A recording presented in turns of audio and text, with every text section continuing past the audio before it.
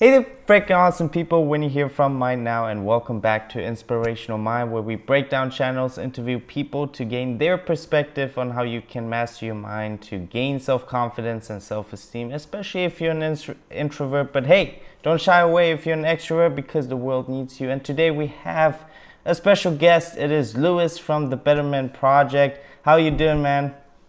I am doing amazing. Thank you for having me, man.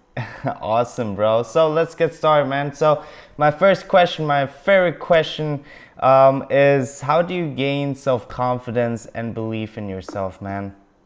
That's actually a very interesting question because I have a bit of a weird relationship with the whole confidence concept.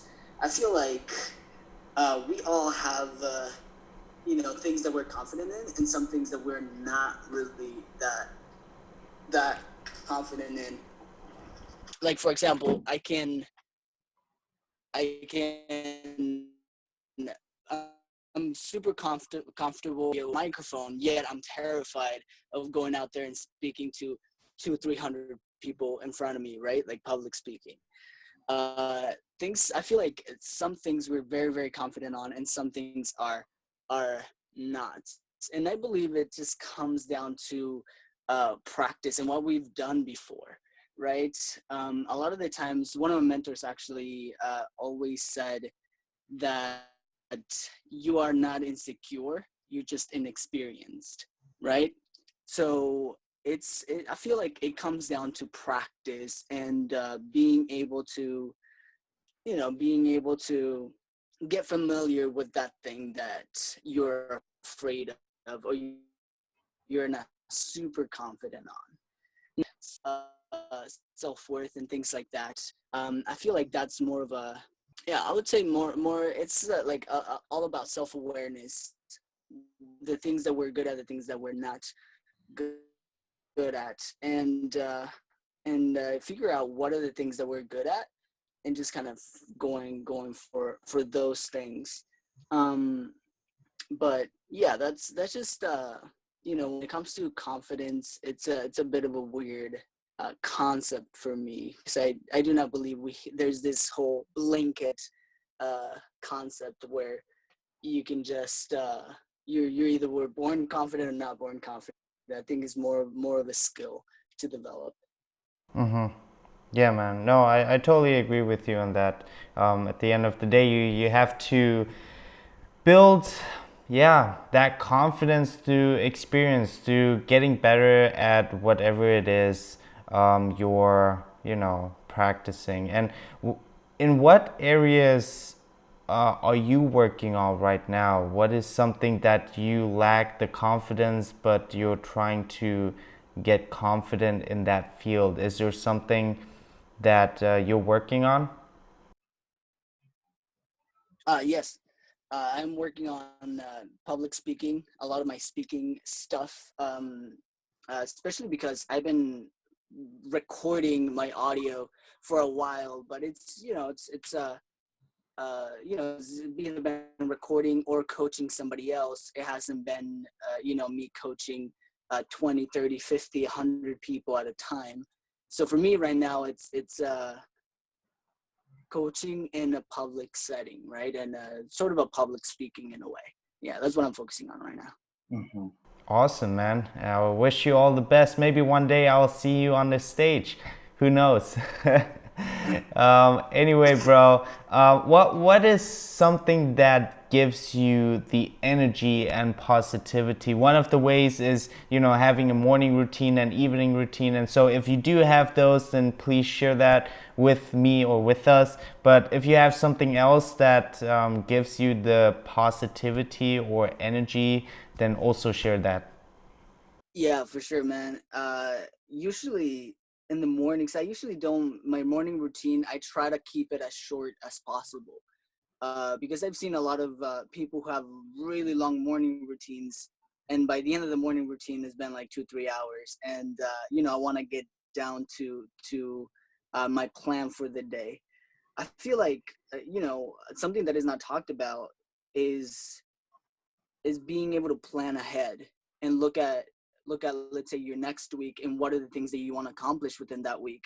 that's what's gonna get you excited. Because if you wake up and you don't know what you're gonna do, you sort of don't have that goal, that sort of light at the end of the end of the tunnel. Because I mean, there's no aim, right?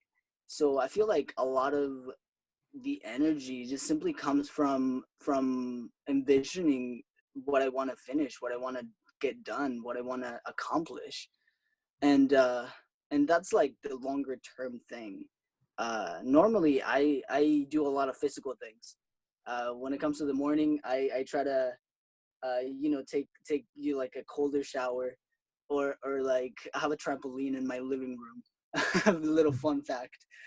So literally I just jump in the trampoline for a little while in the mornings, and things like that. So yeah, just having that goal that you want to finish within the next the week, the month, the year, like that vision, and just kind of make it as real as you can.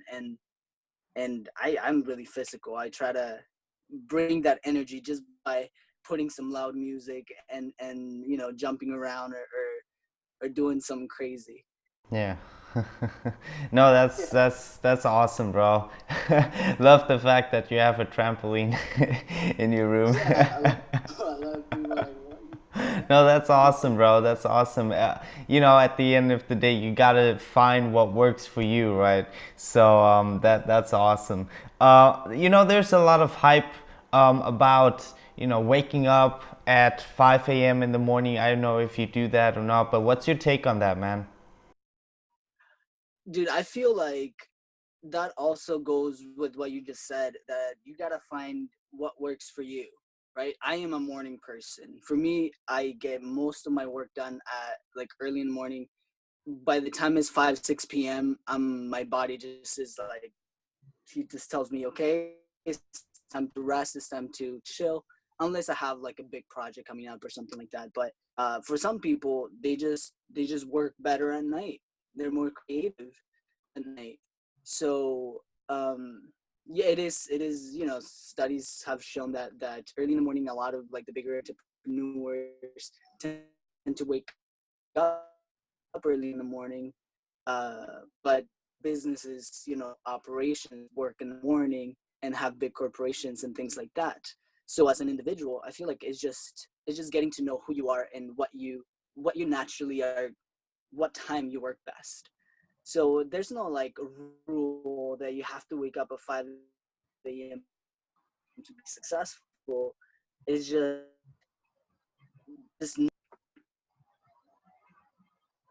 Yeah. No, man, totally. I don't know if you can still hear me, because sometimes the connection is a bit bad. So I'm like always, oh, can you hear me right now? Can you hear me right now, bro? I can hear you. Okay, cool. No, but totally, man. We gotta know what works best for us, right? That's why, like, when people like make videos, especially on self improvement and stuff, it's all good, and I'm also in the self improvement field, but I've come to the realization that what works for you might not work for me, and like we're all unique and we're all special. So at the end of the day, and I repeat a lot of the at the end of the day, I'm realizing that. But still, you got to be mindful and self-aware, and knowing what works best for you is crucial and important, no matter what you do. Anyway, yeah, do you actually do visualization, man? Uh, I do, but it's not that I sit there and I visualize things. I feel like ever since I was younger, very visual person. I naturally just visualize whatever I want to to do, and I kind of obsessed over things. Like if I want to get a goal done, I really don't rest. I'm always thinking about it. So I feel like I just naturally visualize things. I don't make it as a practice. It just kind of happens naturally for me. But yeah, I do visualize uh, the future a lot. Mm-hmm. No, that's awesome, man. I guess like visualization and all of that, it kind of like puts you into that state of taking action because, once you can see yourself in it, you're more likely to, wanting to make that into reality and take action. And so, self-discipline is really important in this field, no matter what you want to do. So how do you actually, train your mind to self-discipline, so to speak? I'll be honest with you. I don't think I am the most disciplined person ever. What I do is I'm really big on the 80-20 rule. I only have two or three major things that I want to do in a day, and if I get the rest done, it's good. But as long as I get those, two or three things that are like major and important, then I'll be good. I usually, for me, it's getting them done in the morning, and that's it. That's my only discipline, is getting them done as soon as I can, as soon as I wake up, and and and that's it, really. I don't have much of a crazy discipline and things like that. I just take care of the most important stuff first. Yeah, man, no, that's awesome, bro.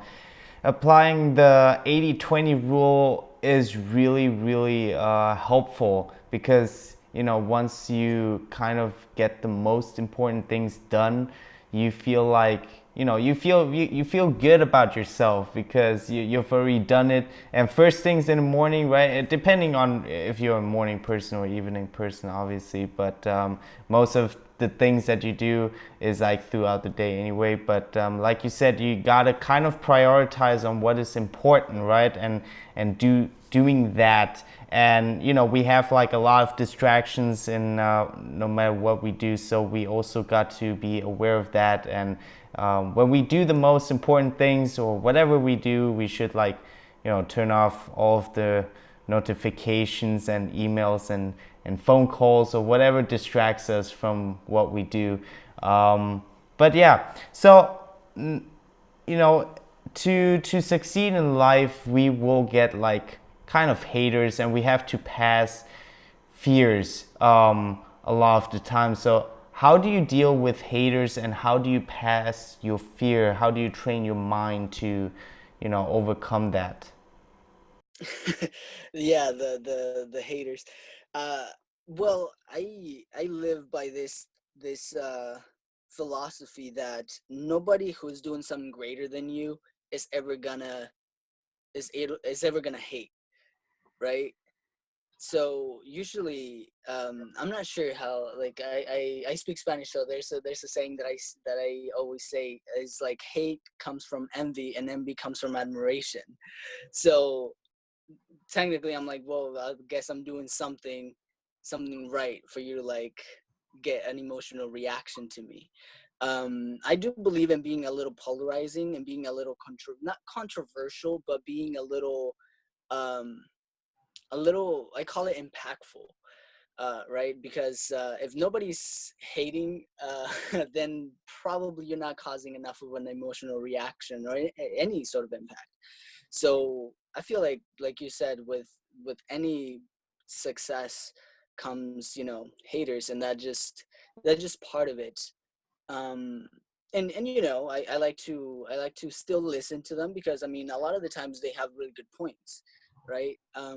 So I try to listen to them as unemotionally as I possibly can. Of course, I'm a human being, but I feel like at this point, especially being on social media for this long, and getting, all the comments, I've gotten a little desensitized to it.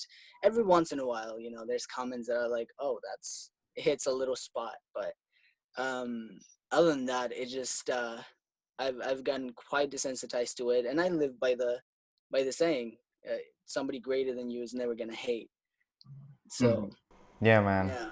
We're just gonna have to deal with it, man. No matter how great you are, we're gonna have haters. Let them haters come, bro. Anyway, dude, That's right. do you do you consider yourself as as an extrovert or an introvert? And if you were an introvert, how did you pass that shyness, man? If yeah. Dude, I think I consider myself I don't know, because sometimes I consider myself an extroverted introvert, and then sometimes an introverted extrovert. I feel like, for me personally, it depends on times of my being too much inside of a computer, inside of a room. I feel like I need some social interactions. Um, and if I'm spending too much time with people, I'm like, you know what, I need to chill and kind of relax a little bit. Um, but if in those moments where I feel a little bit shy and a little bit, like not as social, there's something that I do, something very interesting. Like you said, like I said, I have a trampoline in my living room, so I try to take that energy out whenever I'm about to go out or be social and things like that. I start, just talking to my cat if if it needs to. Um, I I start getting into that uh, social mode. Sure, introvert people have experienced this, where you show up into a very social environment, super cold, like really, really not feeling that social vibe, and you just kind of awkward there, just kind of sitting there. So I sort of warm up before in social, especially if I've been working for like 4 hours straight, not talking at all in my computer. So yeah, that's one of the things that I do right before getting into a social situation. I sort of just warm up. Nice, man. Nice. For those of you who are listening and watching this right now, you know what to do. Get a damn cat and talk to it, man. God damn. Warm yourself up, right? No, but that is awesome, man. Yeah, I totally resonate with what you said there. You gotta warm yourself up, depending on, if you're an extrovert or an introvert. But if you have never like talked to someone and you find it difficult, then, take baby steps, right? Don't overwhelm yourself with, big things. Like, if for instance, like you, in some situation, if you're an introvert person, then start small. Start with talking with male friends before you talk with female friends, or whatever it is. Take baby steps, because this way it makes it easier for you, doesn't overwhelm you. Anyway, I think, in your 20s, or maybe even in your 30s, I don't know, some people struggle with the question of, what is my passion? What is my purpose? What should I do in life? And this kind of, drags your self-confidence down when you can't figure it out or haven't figured it out yet. So my question to you is, what advice would you give to these people? To try things, to just experiment and taste everything. I feel my whole philosophy on this is like, you never know you like tacos unless you try them, right? If you only eat pizza and lasagna, you never know you ever like tacos unless you try them, right? So my whole idea is, try everything that you want to do right now. That is, you, even if you're just slightly interested on it, just give it a try. Like, I mean, what you got to lose? You got a really cool experience. Even if you don't think it's for you, at least you tried it, right? Mm. So I feel like trying different things and analyzing how each one of them makes you feel, and your body will naturally just gravitate towards the things that make you feel good, right? The things that you actually like. And then from there, it's just a matter of practice and mastery after that. Mm-hmm. Yeah, so for me, it's just trying things out and experiencing things. I Mm-hmm. mean, we're probably not gonna find our passion just sitting there thinking about it, right? Might as well just go out there and do it. Yeah. No, definitely, man, definitely. Would you actually give a time frame to these, trying new things out? Like example, if you want to, I don't know what it is, try it out for like 3 months or 1 month or 1 day, or would you give it a time frame, or how would you go about that? I feel like that's depends on the person, right? If something, if you try something and if it's let's say a little bit uncomfortable, you might want to just go for a little bit more. Maybe you might like it later. If you just absolutely don't like it, I mean, you know, just do something else that you actually feel like you might enjoy. Um, for me, it's just like a try and feel kind of thing, because like if you go into the medical field, for example, and you just 3 weeks in, you're like, this is just the worst thing ever. I don't want to do this. Um, why spend the next 2 years doing it when you know when you already realize this is something that is not for you. So I feel like it's just a matter of feeling how how it makes you feel, right? Identifying how it makes you feel, and then just gravitate towards those things. I don't think there's like a rule that was like, do it for 3 months. If you don't like it, uh, you know, then you Yeah. can stop. Yeah, and I mean, you can give your own framework, like your own timeline, um, because a lot of times you're not gonna be super good at certain things, so you might not necessarily not like them, but be not feel super great about them, because obviously you're not that great at it, right? So you can give yourself 3 months or a year or whatever it might be, and if I'm doing well, if I feel like I'm enjoying them, then I'll keep going. If not, we'll move on to something else. Totally, man, totally. So I feel like it depends on the person. Yeah, yeah. No, awesome, man. I always like when people say it depends on the person, because it's true. Everyone's different, and there is no universal law or like answer for that works for everyone, right? So, but yeah, let me ask you, how did you figure out what you wanted to do in life? Well, I feel like it's the same. It's like a process. For me, I feel like what I'm doing now is doesn't necessarily have to be what I'm doing in 10 years or 20 years, right? I feel like it's not finding what your passion is, it's more finding yourself through that process, right? For example, there was no idea, like if you would have asked me 5 years ago, oh, you'll be doing well on YouTube, I would never even thought about that, right?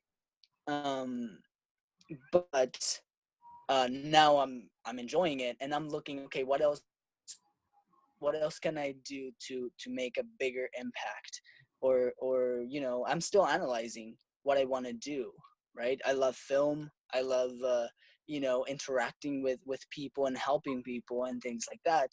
So I'm still figuring it out, just as everybody else. um I remember, actually, I was talking to like one of my mentors, Bedros Koulian. This guy's worth about $100 million, and actually more than that. But he was saying, he's like, dude, I'm the same way. I'm trying to figure it out. So I feel like it's a process where you find what you're passionate about right now, and then you just keep evolving it, Hmm. right? I did it by doing the same, just by trying things that I wanted to try, right? When I was younger, I started a photography business, and then I started a filmmaking company, a video production company, and then it turned into a I was started to really be interested in social media, so I kind of turned my video production company into a social media development company, and then that turned into a YouTube channel, on the side just because I was interested in it and I just wanted to give it a try. And for me, it was just kind of following that instinct.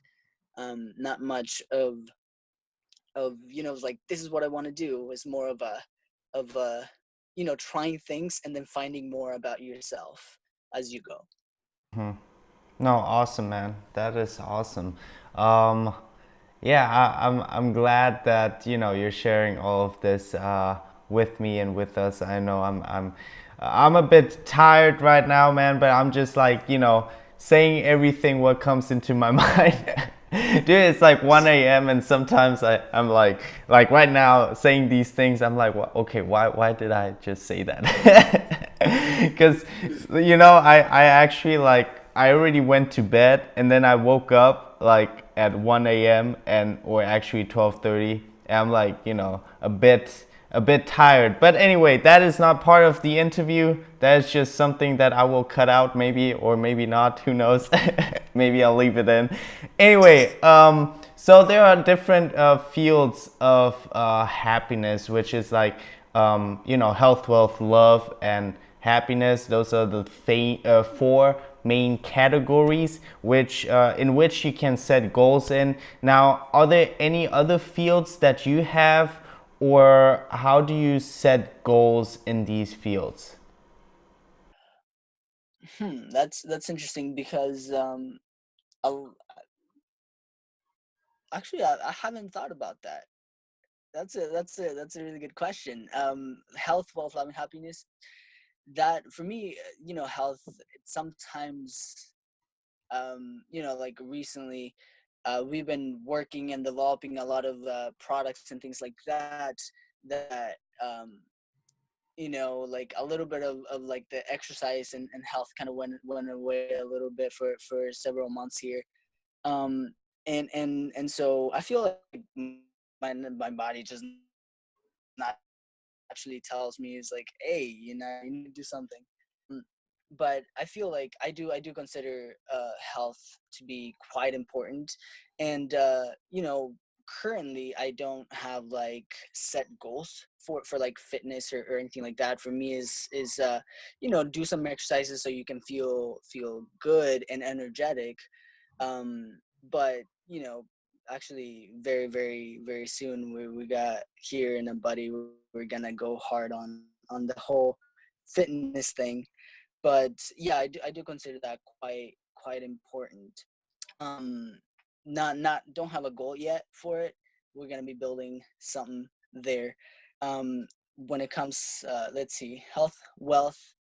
I mean, I do. If you if you've seen my channel, I'm really big on wealth. I am fascinated, and by the philosophy and the whole concept of wealth and money and being able to create that freedom, simply because I mean we live in a society where money it's sort of uh the bloodstream of society in a way, right? Freedom in society really comes down, to having a good amount of wealth and money. So I do consider that quite important. I do have goals for that, here. I mean, for everything, for my businesses, for myself, um, and things like that. So that's for me that's quite important. Um, Health, wealth, love. I'm still I'm going through them because I don't have them in my head. But health, wealth, love. Me, love. I feel like just friendships and being able to have a really good community around you that just support you. And not just a community, but I mean friends and close people that they're gonna be with you there. Also, a partnership for those who are um, into that arena. I combine both of them together. I feel like having a really great support system, having amazing people around you, that also counts as having that love, right? Um, so so for me, I just try to choose. My whole goal is I don't want to hang out or spend time with people who either don't are not gonna support my mission and where I'm going, um, or um, don't have the criteria to support that that mission. So, I've had friends that, were super supportive, but they had terrible behaviors, right? So, unfortunately, I do not no longer, hang out with them. But for me, I feel like being quite picky on the relationships that you surround yourself with is quite important. When it comes to happiness, I feel like that's also about self-awareness. What makes you happy? What is your mission, right? What is the things that interests you? For me, it's is being able to reach people and being able to help somebody else, through, whether it's through YouTube channel, whether it's through like one-on-one coaching, whether it's through my programs, and or simply talking to them, really, like out in the street. Like, a lot of people, stop me in the street and they're like, hey, can I just, talk to you for a second? And I'm like, yeah, of course. And so that's one thing, is just your mission, things that just you really are obsessed about, and things that just make you happy, right? For a lot of people it's music, for a lot of people it's art, for a lot of people is social media, like reaching people, filmmaking, things like that. So I feel it's about, going back to that, finding that passion, and just kind of going just full force on it once you feel like this is something that you really want to do. Yeah, no, totally, man. Love it. Love how you shared everything. Um, you gotta enjoy the process, right? Like you said, you never.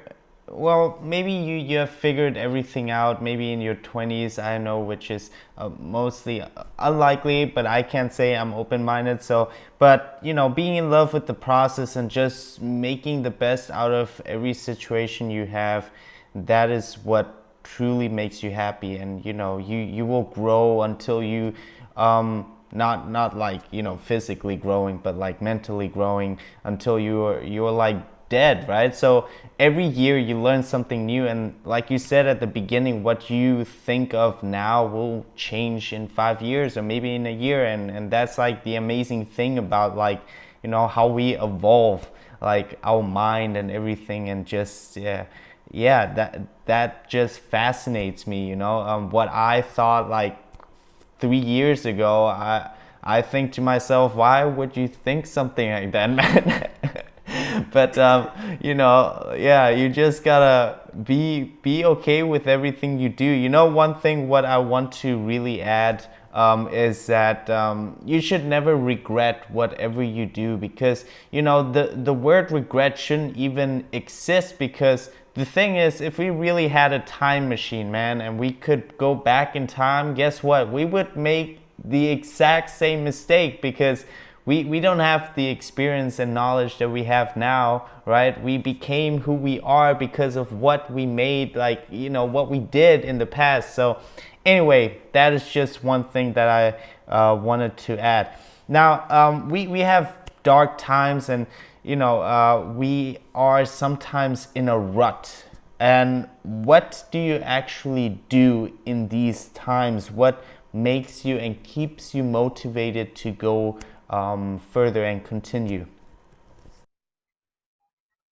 Totally get that, man. I feel like everybody goes through those moments.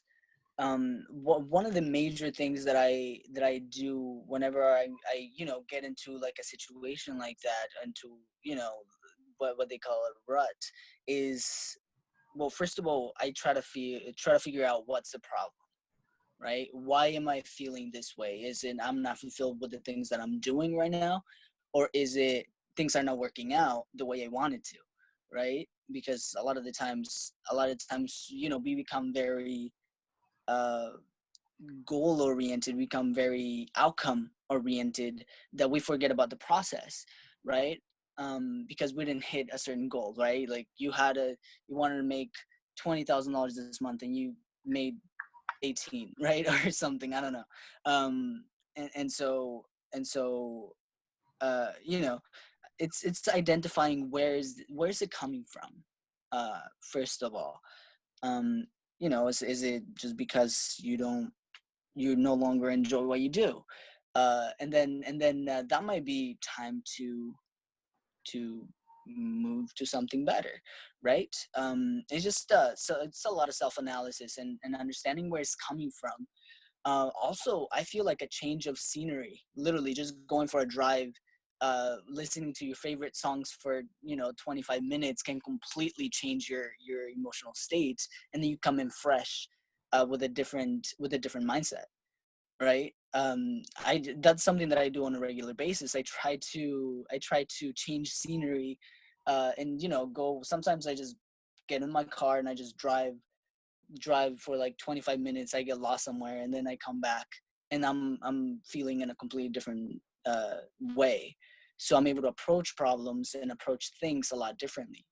So I feel like, analyzing the things that where do you think is coming from, and being able to change your emotional state, being able to step away from this current environment that you're in, even if it's just for 20 minutes or half an hour and an hour, and then coming in fresh again.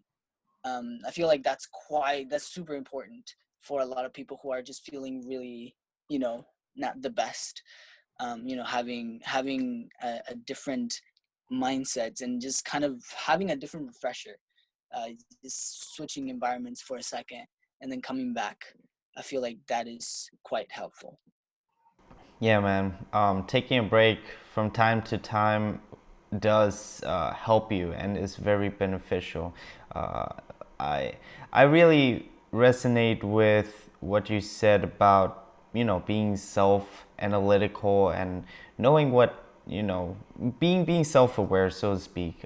Because and this will sound pessimistic, but I'm really not a pessimistic person, but nobody gives a damn about you. Like, you might have friends and family who, care about you, but at the end of the day, you gotta take care of yourself because everyone has their problems, right? Everyone has struggles and problems and issues. And so you got to know what is holding you back and why you acting the way you are acting right now. And it's not about being pessimistic or whatever. It's about being honest to yourself. Like, last year I was literally in a rut, and it was like a month of my most unproductive month ever, and I did bad stuff. And like, don't worry, I killed no one. It sounds like I did like something really bad.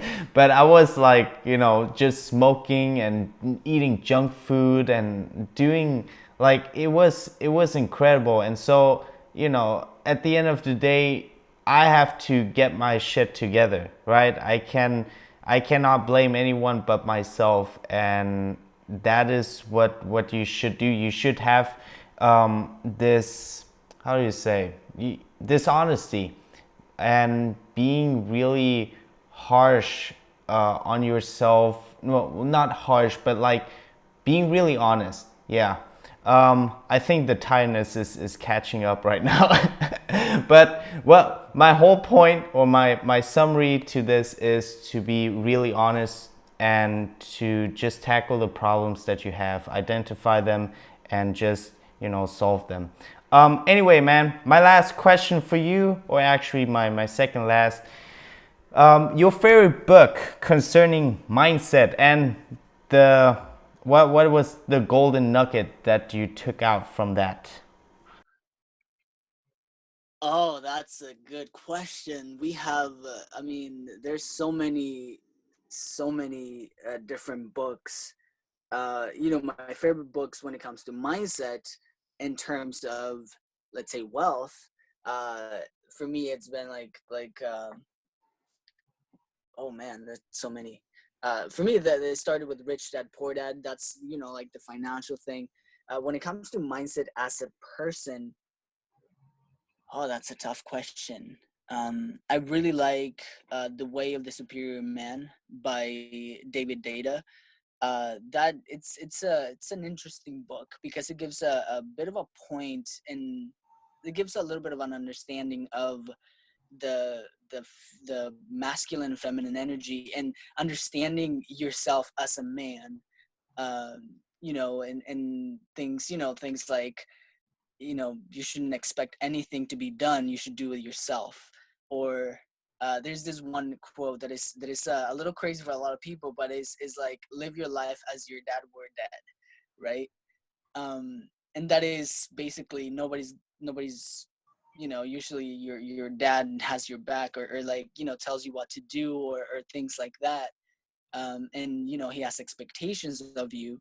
um, but the whole thing is like, oh, live as your dad were dead, is like, you don't have to respond to anybody, you can actually do whatever you want to do, right?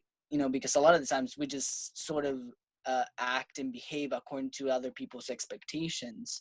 And so, having having that mindset is like, you live your life the way you want to do it, whether people like it or not. Is your life, right? And you get to do and pursue the things that you really want to pursue, instead of living by somebody else's expectations.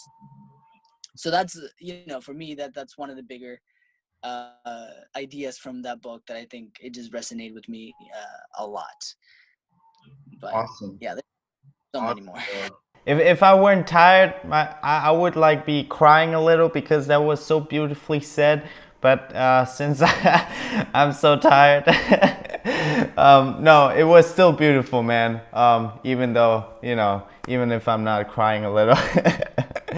Anyway, before before my last question, how can people connect with you further? Well, I mean, they can, go to the YouTube channel, The Better Man Project. That's where I post a lot of my content and stuff like that. I have an email there if somebody wants to actually reach out and talk one-on-one a little bit more, if they need any sort of help with social media and things like that. Um, Other than that, I mean, I can drop my personal Instagram. I didn't even do that in my own channel. I just kind of keep it separate. But I think it's at Fun with Luis. Nice. Yeah, but um, yeah, usually, my YouTube channel, there's a lot of content there, and email. I try to keep myself as not as unreachable as I can, but yeah, I do like a little bit of like my private time. Yeah. Awesome, man. Awesome. So yeah, bro, as you know, my channel is all about mastering your mind to gain that self-confidence and self-esteem. So what was that one activity or one revelation that has helped you the most in regards to mastering your mind? Understanding your emotions and figuring out where they're coming from, or what caused them. I feel like by identifying what is causing your emotional reactions, it really, you're able to pin down, and even sometimes correct it. Sometimes if something's triggering you, you identify it. It no longer triggers you, because you're like, oh, that's what's making me upset, or or things like that. So I feel like identifying where your emotions are coming from, or what is triggering you, or just understanding uh sometimes from you know where it comes from, right? It might be from your childhood, right? And just understanding that, understanding your emotions, identifying your emotions, and understanding where they're coming from. I feel like that is to be able to control and understand yourself and your emotions. Yeah, no, definitely, man, definitely. Yeah, that is something that has been holding me back with everything, with my relationship to money, and some other things, some insecurities that I had. It all kind of like, it came from my childhood experiences, but as you said, you got to be aware of it and tackle them and find solutions to them. If you want to blame anyone, blame yourself. Not in a pessimistic way, in an optimistic way, because you know everyone has their struggles and problems, and so you just gotta, you know, find the root, find the cause, and yeah, and just tackle them. Anyway, bro, Lewis, thank you so much, bro. Thank you so much for being here. It was an honor, and again, thank you for giving me your time and sharing us your knowledge. And man, it's getting I'm getting so tired, holy cow. It's like 2 a.m. because I was like so tired yesterday. Anyway, before I say that, I gotta finish off this interview. So guys, I really hope that you enjoyed this. For those of you who are listening and watching this, tell me, what was your favorite advice from Lewis here? Mine probably was, you know, knowing yourself, knowing what triggers you, how do you react to certain things, and how can you make that better. Once you become mindful of that, then you know things will get easier. Anyway, guys, remember that you are freaking awesome and that you can do it if you put your mind to it. Winnie out.